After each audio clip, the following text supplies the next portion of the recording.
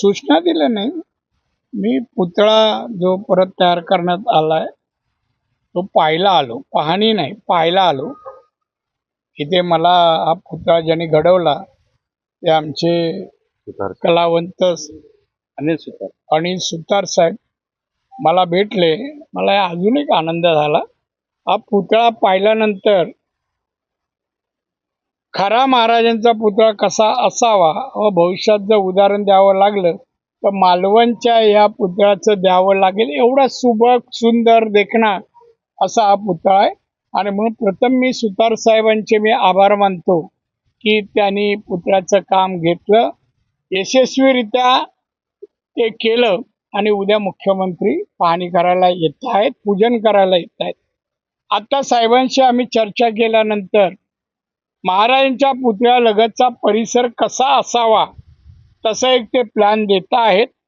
एक तर या भिंतीची उंची कमी करून महाराजांच्या पुतळ्याकडून चारी बाजूला समुद्र दिसावा, 3 बाजूला, असं आम्ही ही भिंत उंची आम्ही त्याची कमी करायचा प्रयत्न आहे.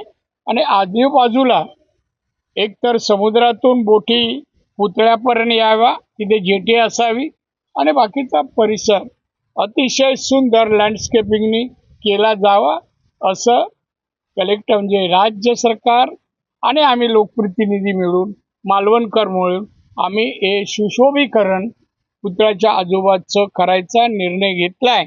आणि म्हणून एकंदरीत आजची सुतार साहेबांची भेट ही मार्गदर्शन स्वरूपात अतिशय उपयुक्त आणि भविष्यात या मालवणची शोभा वाढवण्यासाठी योग्य ठरणार आहे. त्यांचे आभार.